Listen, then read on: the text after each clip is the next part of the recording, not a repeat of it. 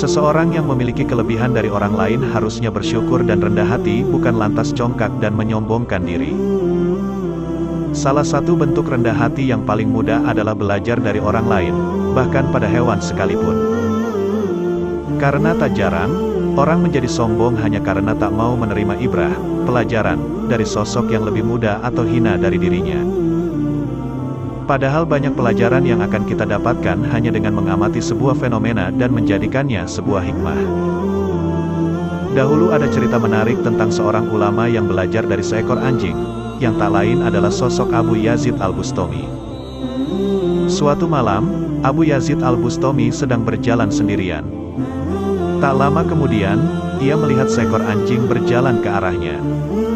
Seolah tak melihat apapun, anjing itu abai saja sambil lalu berjalan, tidak menghiraukannya.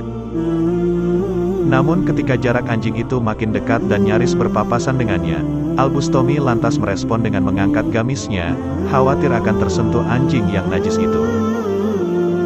Spontan anjing tersebut menghentikan langkahnya dan mulai memandangnya.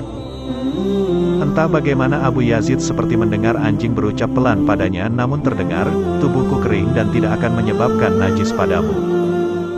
Kalaupun engkau merasa terkena najis, engkau hanya butuh membasuhnya sebanyak 7x dengan air dan tanah, maka najis di tubuhmu itu akan hilang.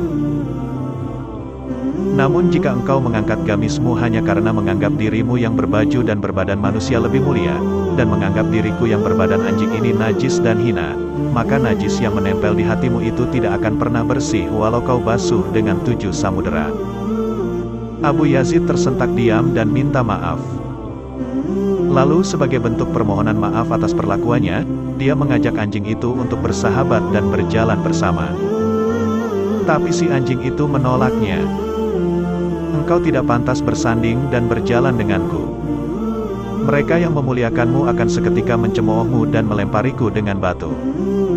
Aku tidak tahu mengapa orang-orang menganggapku begitu hina, padahal aku sudah berserah diri pada Sang Pencipta dengan wujud ini.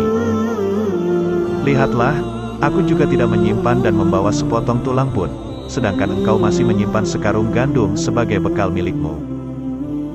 Tak lama kemudian, anjing itu pun berjalan meninggalkan Abu Yazid. Abu Yazid masih tertunduk dan terdiam. Wahai Tuhanku, untuk berjalan bersanding dengan seekor anjing ciptaanmu saja aku tak pantas. Bagaimana aku bisa merasa pantas berjalan denganmu? Ampuni aku dan sucikan hatiku dari segala hal najis, ya Allah. Ada pepatah Arab yang artinya, ambillah hikmah dari manapun asalnya, hal itu tidak merugikanmu meskipun keluar dari mulut seekor anjing. Makna dari pepatah di atas adalah jangan selalu memandang sesuatu yang dianggap buruk adalah hal yang buruk, karena bisa jadi dari hal yang dianggap buruk itulah muncul sebuah kebaikan. Allah Subhanahu wa Ta'ala jelas menegaskan dalam Al-Quran Surat Al-Baqarah ayat 216. Artinya, bisa saja kamu membenci sesuatu, padahal hal itu adalah amat baik bagimu, dan bisa saja kamu menyukai sesuatu, padahal hal itu adalah amat buruk bagimu. Meski anjing dikategorikan sebagai najis, ternyata dipandang dari pola hidupnya, anjing memiliki nilai-nilai kesalehan. Imam Nawawi dalam kitabnya Kasyifat Al-Saja menjelaskan bahwa anjing setidaknya memiliki 10 nilai kesalehan yang patut dicontoh, diantaranya gemar mengosongkan perut, termasuk sifat orang yang soleh. Tidak tidur malam hari kecuali sedikit saja, termasuk sifat ahli qiyamul lail. Kalaupun sehari ia diusir 1000 kali, ia tak akan hengkang dari pintu rumah tuannya. Termasuk sifat orang jujur. Bila ia mati pantang meninggalkan warisan yang berlebihan. Termasuk sifat zuhud. Bersedia ditempatkan di daerah paling hina sekalipun. Termasuk sifat ikhlas atas ketentuan Allah. Memandangi setiap orang yang memandanginya sampai dilemparkan kepadanya sesuap makanan. Termasuk sifat orang yang sabar. Kalaupun diusir dan dipukul, ia tak akan marah dan dendam pada tuannya. Inilah sifat kesetiakawanan. Jika tempatnya ditempati oleh orang lain, ia rela berpindah tempat. Apabila diberi makanan apapun itu, ia rela menerimanya. Termasuk sifat qanaah. Apabila bepergian, ia tidak pernah membawa bekal, melainkan seturut kemampuannya. Inilah ciri-ciri orang yang tawakal kepada Allah.